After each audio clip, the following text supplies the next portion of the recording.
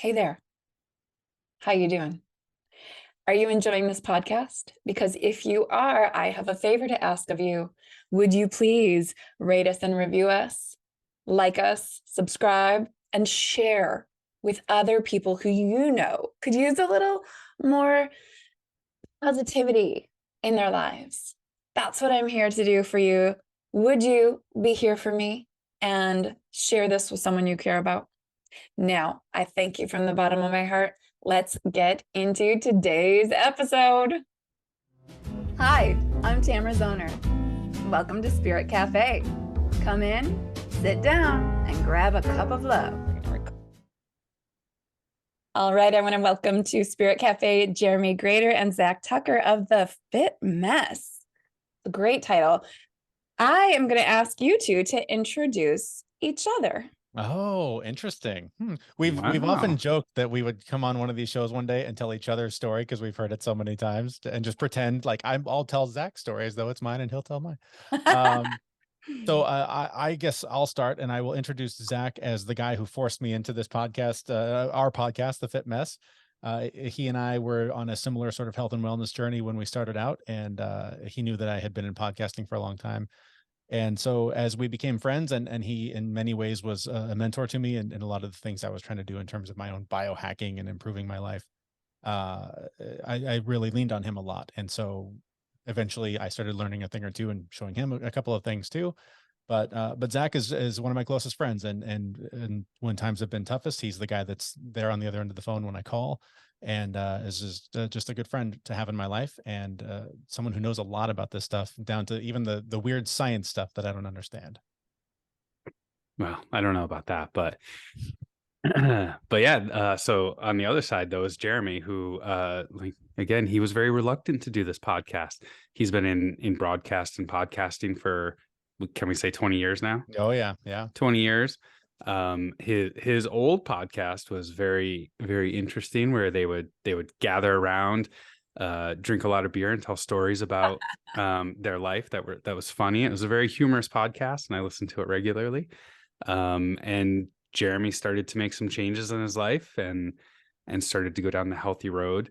And at that point in time, again, we had become really good friends, and we're having all these conversations about being vulnerable. And when I proposed the podcast idea, he was like, no, we're not experts. We don't know what we're talking about. We're just two normal, maybe sometimes less than average guys, just, trying to survive. What do we have to offer?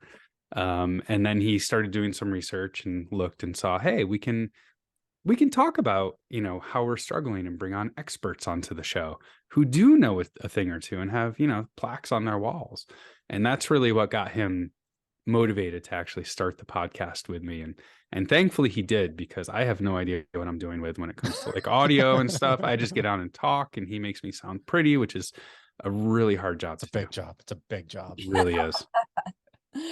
I love it. That's beautiful. You can really feel the friendship that is between the two of you and how you complement one another. Very cool. So I think that one of the best things about most podcasts is that we're not proclaiming to be experts. We're just regular people trying to be better. And that is appealing to my audience, and I'm sure yours too. So what got you into your fitness journey? Well, I guess I'll start, just because I think mine goes back a little bit further. The first 20 years of my life were very rough. So I had a lot of issues with my parents, and lots of things that we won't get into. But by the time I was 22, I was 300 pounds, smoked 2 packs of cigarettes a day, drank Mountain Dew all day, didn't exercise, had crippling anxiety to the point where I could, barely go to the store, do anything like that. Just really, really, really rough shape. But fortunately, I, did get a college degree. I went and got a job. And I went and got my first job, and I didn't want to smell like smoke for my interview. So I put on a nicotine patch my first day, and I got the job. And then my first day at work, my boss looked at me and he's like, "Oh, you smoke? I would have never hired you if I'd known you smoked." And that lit this bulb in my head that was like, oh my gosh, my career is going to suffer because of this. So I quit smoking. That was like the hardest thing I've ever done. And then at the same company, they ran a 5K the next summer. And they were like, hey, if you run this 5K, you can leave work early on a random Thursday and go run a 5K. And I was like, oh, leave work early? Of course. I'm in. So I went to the local Y, and there was an indoor track that was 9 laps to 1 mile. And I barely made it around the first time before I like just fell over. But I kept going and just did the next one, did the next one, did the next one. Before I knew it, I ran the 5K in the summer. And then that winter for Christmas, somebody got me one of those runner belts with like where you can put water and like, food and stuff in it. And I still remember to this day opening that going, why would anyone get this for me? This is for a runner. And like at that point, I was running marathons and like just running all the time and like losing a bunch of weight. And that was the beginning. And like then there was just all these little shifts that I made over the next 20 years to be, I proclaim it all the time and I feel weird saying it now, but I am the happiest, healthiest I've ever been in my entire life at 43 now. Why does that feel weird to you? Because my whole life I was never happy and never healthy. And it just feels a little odd to proclaim it. Mm-hmm. Mm-hmm. Right. One would normally feel it, but I'm always on these audio podcasts. So I have to say it. You get to say it, which is pretty awesome. And I'm in coach mode all of a sudden. But I hear you saying that you're proclaiming it because you've always been that way and now you're this way. So in fact, always is not true. That is very true. Good point. So I'd start putting that past in the past tense. I'm going to take that one. Okay, cool. Yeah, sometimes I try to ask permission, but sometimes it's like, I am compelled to share this thought with you. I heard that was a very coach question. I was like, oh, I know where this is going. I play this game. Yeah, so beautiful. And when you were getting into it, your initial motivation to quit smoking was because you realized your career could suffer from it. And then a day off work. Was that really your motivation was, I get to leave early? What was behind that? Yeah, there was more behind it. So I had just quit smoking and realized, how much better I felt. There was the social aspect of running as well, like with a group of people and doing that. And that was also the same time where I was really starting to look at my mental health and take my anxiety and the PTSD that I had, as a child apart and figure out how to repair that. So, and, fast forward, I realize now that a lot of the physical exercise that I did was really the foundation for my mental health, right? And to this day, like if I'm not working out, my mental health suffers, and they're so critical to go together. So I had this strong desire to get better, to do better things, to be a better person. And, being 300 pounds was not easy to survive. It caused a lot of mental anguish. So, fortunately with the running and changing my eating style, it just kind of all melted off, and here I am. Fit. For the most part. Still a mess, but fit. I was just going to say still a mess, but yeah. Still human. It's inherent. All right, Jeremy, how about you? What was the start of your journey? Mine really started with, I'd become a new dad, and any new dad knows that you don't want anything to wake the baby up from a night of sleep because it's a rare thing. And one morning the grocery delivery came a little earlier than expected, and it caused the dog to bark. So I got out of bed to deal with the dog before it woke up the baby. And when I did, I just stepped weird, rolled my knee, went down, couldn't get up, couldn't put weight on it, and was just wrecked. So several doctor's appointments and physical therapy appointments later, my physical therapist said, if you don't get on a bike based on your family, tradition with knees and what's gone on, you're going to end up replacing both of your knees.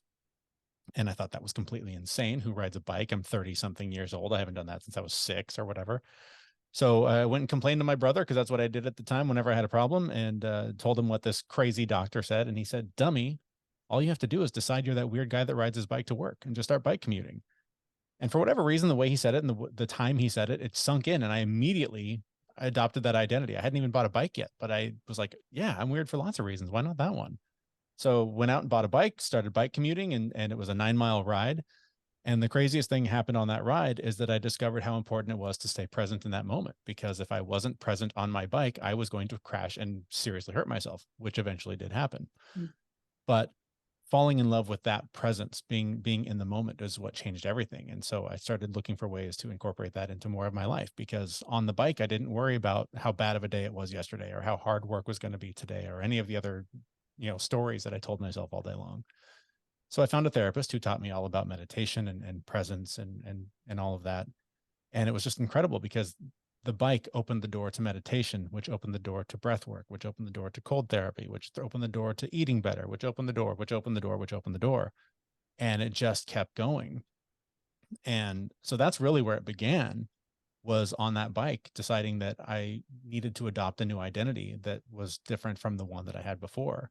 And in doing that, it's just allowed me to just keep opening doors, where I just keep finding more opportunities on the other side to just keep getting better and better every day. I love that. Just decide, right? Just Yeah. decide. You decided on a new identity. And it's just, I love that so much. Have you done that in other parts of your life? Or was that a first time? Yeah, no, I mean, I think, I honestly don't know if I remember doing it before that, but I've done it lots of times since then. And it doesn't always stick, right? Like, life gets messy and you make mistakes and you go down different paths. But, I decided that I was done with my career a year and a half ago. I decided I was done living in the house in the city that I lived in most of my life. Decided that I wasn't going to live in the country that I lived in my entire life, and envisioned a new life, and literally step by step built it to where I'm living it today, based on each little decision that took me one step closer to it. So it sounds very simple, right? Oh, just decide, right? Just decide and start doing it. And it is really hard. I mean, the year and a half it took to get to where I am, there were lots of nights crying, sad, grieving, scared, just pain. Just, there's so much about who I was, where I lived, the people I surrounded myself with, that I chose to rip myself away from on a chance at something new. And it was painful, but oh my God, so worth it. So worth it. I mean, the life that I live now compared to the life that I left behind is night and day. And I like Zach, with the exception of battling COVID for the last month, I've never been happier or healthier. Like, I'm in such a better place than I ever was, because I made decisions about who I wanted to be and the life I wanted to live. It's pretty courageous. Thank you. You're welcome. You're welcome. Because most people are, as much as they don't realize it, they're comfortable in their stuckness, in their misery, in their discomfort. And most people just stay there and hang out there. So what makes you guys different? What makes you different from the average person who's happy to stay stuck and comfortable? Oh, it's a very long list. No. Well, give me three qualities or characteristics of a courageous action taker, change maker. So my number one action that I take, geez, it's multiple times a day anymore, but it's questioning whether or not I'm right or wrong, and being okay with being wrong about something that I believe. Just like, as an example, and this is kind of an extreme example, but my whole childhood, I was called fat and ugly and stupid. Wow. And those are things that I carried with me for years and years and years and years. Some of them were actually true, right? I was a big dude, but I could change that. And even to this day, like, I am in good shape, and I still, in my head, I hear you're fat. Like, I still hear that truth. So for me, and this goes to everything, like, hey, what if I ate this food with a fork instead of a spoon? What if I'm wrong about the right utensil? So it's like the extreme and the other side of all these things in between, of like, hey, what if I'm wrong about this? Like, what benefit could I have if I was wrong, and accept that I'm wrong, and change my opinion and change my truth about this thing? So that has been a game changer for me, questioning all these things that I was programmed with, that I hear on the news, that I hear on the internet, that Jeremy tells me, that I just, scoop off. That's been a huge one for me. That's a beautiful question. What if I'm wrong? Go ahead, Jeremy. Yeah, I was just going to say one of the biggest lessons that I've learned is just when to ask for help. I mean, especially as guys, we have this built-in thing that we're supposed to just be able to figure everything out ourselves, and the answers are supposed to be obvious. And if not, and you fall down, you better rub some dirt on it and pick yourself up and figure it out. But oh my God, just asking for help when you need it, and surrounding yourself with the right people that have gone a few steps ahead of you. Getting back to where we started, right? Like, so many of us podcasters are maybe not experts in our field, big air quotes, but it's, the analogy I use all the time with people I work with is, nobody wants to hear from the guy on the top of the mountain. Oh, just come on up. Things are fine. They want to hear from the guy around the corner that's like, come this way. And so I'm constantly looking for the person around the corner that's just a few steps ahead. How'd you get there? What's the shortest path? How can I fast track to that?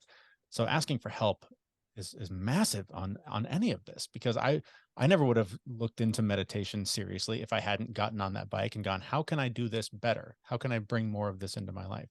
And that was the first door that opened so many since then, that I've been able and been fortunate enough to learn from amazing people how to just keep getting better.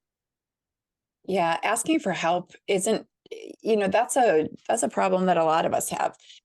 I was raised by a woman and a man, but a woman who wasn't happy to be there with that man for a long time. And so she pushed her daughters to be really strong and independent.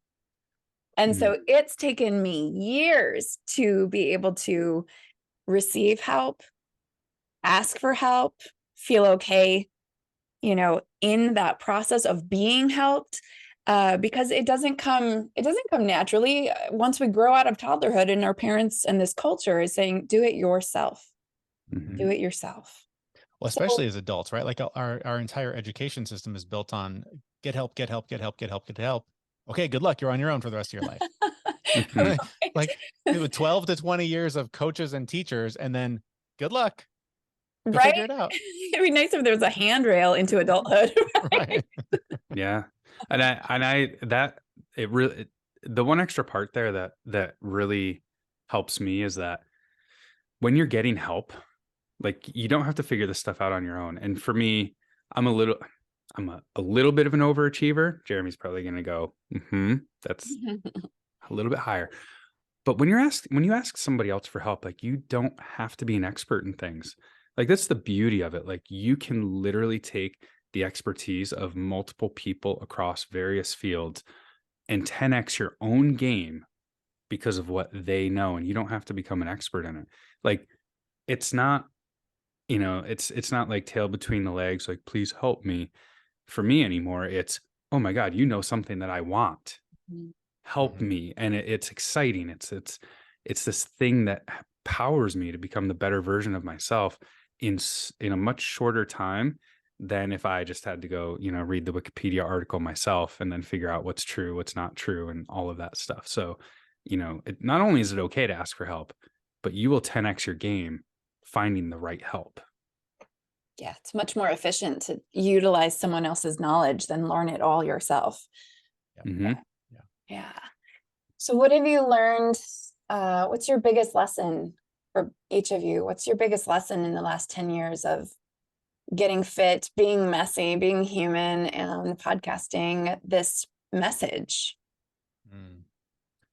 Man, there's so many. There's a couple that come to mind, and I think they're interwoven. So I'll reference them both. And one is, whatever thing that you're putting off, whatever the thing is that you're afraid of, whatever it is that's going to push you outside of your comfort zone, whatever that obstacle is that's in your way, is the thing you have to face and get through. Like, there is no getting around it. There is no putting it off. And by putting it off, you're essentially saying, I'm fine stuck in my comfort zone, and I don't want to grow, and I don't want to get better. So, every day there's a call I don't want to get on. There's something I don't want to do, and it's the thing I have to do. Otherwise, it's going to haunt me until I deal with it. So whatever the thing is that you're putting off, do it. Do it ugly, do it messy, do whatever it takes to get it done, but do it. And then the other thing, just in terms of like the more of like the fitness part of all this, consistency is everything. You cannot go to the gym on Monday and then not go again until next month. You cannot eat well on Monday through Wednesday and then slip on Thursday and then have that slide you into the gutter through Sunday and start again on Monday. Like whatever change you're trying to make, it's best to just make these just micro adjustments every day, tiny little steps, so that it remains a part of your routine and remains a part of your day every day, because the temptation every day to quit will be massive on whatever change you're trying to make. But if you stick with whatever change you're doing with, again, these micro adjustments, after 6 months, after a year, you look back and go, oh my God, look how far I came just by doing these tiny things. But every day there's that voice that's like, oh, that's hard. You don't want to do that. Oh, just it's warm here. You don't want to get out in the cold car and go to the gym. You don't want to do that. You don't want to go get all sweaty. Then you're going to take a shower and you get back. And then there's a million different excuses to not do things, but doing a little bit of something every day is going to get you so much farther than every once in a while when the motivation strikes you, when you feel like it, having that happen 1,000 times will never get you anywhere. Yeah, that's brilliant. I often share with my clients that it is not motivation that will get you there. It's the benefits of doing the thing that will motivate you to keep doing it. Yeah. We always say motivation is essentially garbage. If you sit around waiting for it to show up, it's not coming. And if it does, it's only going to hang out for a few minutes. Like it's like a moment of inspiration, but if you don't jump right on it, it's gone. Oh, there's my dog. All right. So how about you, Zach? Yeah. I'll kind of build on Jeremy's a little bit there. I think, self-compassion in those moments is absolutely critical. Being okay with who you are. I mean, we all talk negatively about ourselves. We all have goals and aspirations, and then we compare our current self to those goals and aspirations. And, just taking a moment to take stock and just say, I'm okay. I'm truly okay. Where I'm at is okay. Yes, I want to be somewhere else, but I'm here now. This is where I'm at. And then following Jeremy's advice of small, consistent, things to get to your goal. But being, we talk a lot of crap to ourselves, and we are really harsh with ourselves. And I just had this conversation with my daughter last night and told her the example of whenever I'm talking to myself, I picture saying those same things to my daughter. And if I would say them to my daughter, then I will let myself have it. If I will not say them to my daughter, then I need to stop. I need to pause and say, no, you're actually okay. But that self-compassion, like to Jeremy's point of like, hey, you need to do it every day. Sometimes you're going to miss, and that's okay. Yeah. You need to be okay with that. You need to understand you're human, and just give yourself that compassion, that forgiveness, that, that warm hug to get through those moments, because we're not perfect. We're all going to stumble. But don't let that little stumble become, 6 months of eating cookies every night. Right. It's get back on the horse, but really just be okay with it. Tell yourself sorry and be really compassionate. I think that's something I missed for a long, long time, because man, I was brutal to myself, and being brutal to myself meant all of these changes that I was making were for painful reasons. And it was not the right reasons. It wasn't healthy. It wasn't good. It wasn't quality. I was just beating myself up to be a better person. And by the time I got to the better person, I was like, well, I got all these bruises from it too. Yeah. I think the combination of what you both said is so vital. And in fact, I mean, research is showing that if we're more compassionate with ourselves, we're more likely to get back up and do it again. When we beat ourselves up, we're more likely to say, well, it's not worth it anyway. I'm not going to do it. And so for myself, I'm in my late 40s, and I hit 40 going through a divorce, and decided that I wanted to be the healthiest I'd ever been. And so I started working out, and then, life, and I would do hit or miss yoga and hit or miss walking or biking or whatnot. And then 3 years ago, I woke up, my birthday is December 30th. So I decided, you know what? I really want to be, again, healthier than I've ever been by the time I hit that next milestone birthday. And I decided that I would start with a 30-day yoga journey, because that's my jam. That's the easy Mhm. one for me. And Mhm. I committed to 30 days. And then I got through that and I said, okay, I'm committing to every day, working out every day. But every day meant 5 or 6 days a week, so Mhm. that I built in Yep. compassion and grace for a Yep. day when I woke up not feeling well, or Yeah. when life was so busy. I have 3 teenagers, Yeah. so I built in that grace and compassion, so that when I didn't feel like it, it was an automatic okay. And my rule is never go more than 2 days. Mhm. Never go more than 2 days without getting back on the mat or back on the bike.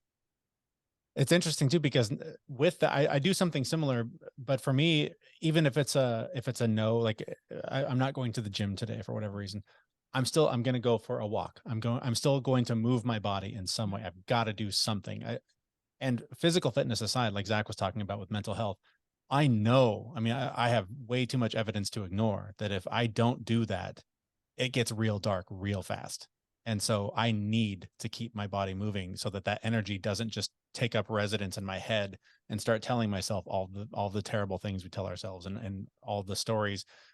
And man, I can't tell you how huge of a role it plays in trying to get all of the stuff together, the physical, the mental, the emotional, the spiritual, all that stuff.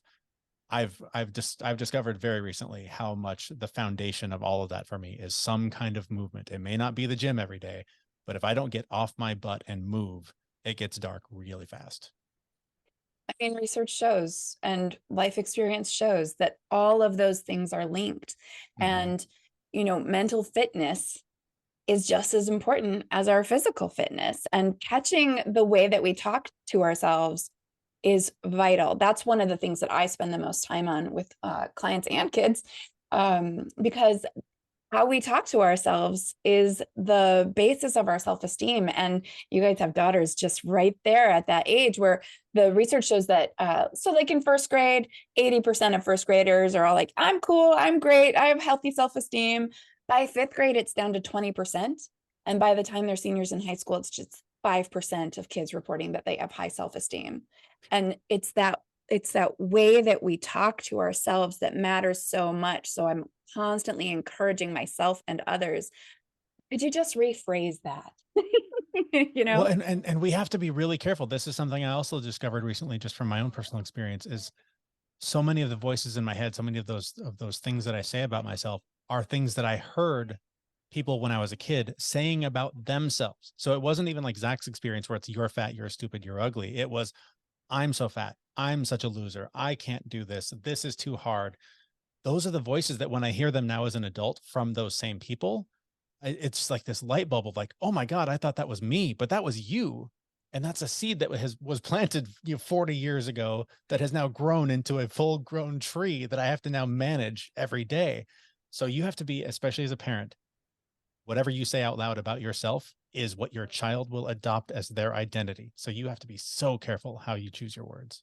100%. Parenting is show and not tell. I Yeah. actually forbid my mother from talking about her weight in front of my daughters, because she was constantly coming over and saying, I lost 5 pounds, or I gained 4 pounds, or blah, Mhm. blah, blah. Like, just that was the first thing out of her mouth. And I finally pulled her aside and said, Mom, you can't talk about this in front of my kids. We don't even own a scale, because Yeah. our scale is how we feel in our body.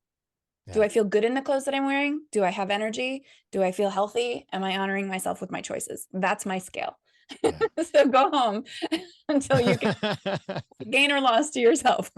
Yeah. And then we also have to battle like what the kids are bringing home from school, right? I mean, we can only control so much. Yes. So it's that preparation of like, hey, at school you're going to hear X, Y, and Z. Please discredit that. And then of course they go to school and they come back and they're like, hey, did you know? And tell you the same thing. And you're like, yeah, of course I did. It's so hard to not only model, like this behavior at home, but then to combat all of the other behaviors that are out there that are contrary to what you're trying to show your child. Yeah, especially as they move into those adolescent and teen years, the external, the school friends, those become the voices that they give a little more credit to, even though we're still their sounding boards. We're still the most important people in their lives as their parents. They're listening more to the other kids and to the other teens and to culture and society as a whole. And now we have, these devices that are also influencing them, because we can't, there's just too much information to control. So we have to just set the best foundation and plant the seeds that we want to sprout with our kids. Yep, absolutely. So I like to ask this question sometimes toward the end. What's your bottom line life advice for people? Like, if there was only one piece of wisdom that you could share with the world, what would it be? Listen to our podcast. I like that. That's amazing. No, Jeremy, did you have something? Oh, I was probably going to steal one of your lines, but I think, for me, when I discovered that there was a way to feel better, I got curious about other ways to feel better. And I've heard over and over again from our experts and over again from Zach, curiosity is so essential in whatever you're trying to do. Just whether it's questioning what your belief is, questioning why you're opening the pantry again, questioning why you didn't go to the gym today, questioning why you said that thing about yourself in front of your kid, questioning why you said that thing to your kid about your kid. Like, the more that you become aware of the things that you don't like about your behavior or whatever it is that you're doing, the easier it is to correct them. They get smaller. Like, it shines this big bright light on this problem, and you realize, oh, it's actually not even that big. It's just this thing that I'm on autopilot. I'm letting control me. So whatever it is that you're trying to change about your life, just get really curious about what its current role is and how it's serving you or not serving you. And just as an example, I mean, physical pain is one of those things where my brother told me this great story. He went for this hike and his feet were killing him and it was just brutal. And he was thinking, God, how am I going to finish this? And he got really curious about the pain and really just focused intensely on the pain in his foot. And the more he focused on it, the smaller it got. And the more he realized, I'm telling myself a story of, I can't get down the mountain. I'm going to have to go to the doctor. This is going to be awful. When in reality, he was kind of sore because he was hiking. And the more awareness he brought to the pain, he realized, oh, I can totally do this. This is no big deal. That is such an analogy for all of the things we tell ourselves, like all these massive problems. This isn't going to be good enough. This is going to go bad. Just shine a light on it. Get really curious about whatever that thing is. And you'll realize how quickly it gets really small and manageable so that you can actually do something about it by implementing some small daily change that will affect it. Mm-hmm. Wise advice. Yeah. And in addition to listening to our podcast, I would say, one additional, thing for me is, we talked about, you're going to stumble, you're going to have moments where you're going to, slip back. And, for me, I'm actually in one of those moments. I'm at the tail end of it right now because I had a vacation and then I got sick and then I didn't work out, and then being sick and not working out together, you kind of go into those dark places. But when you do have those moments, just take it in and really remember what that feels like. Like, just lock it in. Like, this is how bad I feel, and remember it. Because for me, when I start to bounce back, I actually use that memory to go, that's why I exercise every day. That's why I eat healthy. That's why I do all these things. I've found that, like, I was on such a long streak of feeling so good that I forgot what it was like to feel bad. And I was like, I can skip this. I can skip that. And then slowly kind of dwindled. So we're all going to have setbacks. We're all going to have those moments where we don't feel good about ourselves, but, kind of remember it and really lock it in and use that to your advantage going forward. So, that's where I'm at this precise moment. So I think, 2 weeks from now, I'm not going to give you the same answer because I will be out of this, but when you're in it, you're in it, and honoring where you're at is an important part of the journey. yeah. So kudos to you for doing that. And that contrast is what makes life, right? We are happy about summer because we're cold in winter, and we're joyous when the sun is shining because at night it's dark and hard to see, at least in your 40s. Like so much harder to see. So that contrast is vital for us to recognize what's great, and there's nothing wrong in what's wrong. Yeah. It's all part of this human experience, and it's all meant to be. It's all what I like to say is it's all happening for me. It's not happening to me. It's happening for me. All of it, even the shitty, sucky stuff. I don't usually swear on my podcast, but even that stuff, it's for me. It's for my growth. And, you know, if a hike is hard, we're building muscle. We're getting through. Hardships make us stronger. Yeah. So I love that. And of course, that very important advice of listening to your podcast. Yes, life-changing advice. Yeah. If I'm being honest. It's been great for me. I feel like it probably is. I'm going to start listening to the Fitmess while I'm on my bike. There you go. So where do we find you?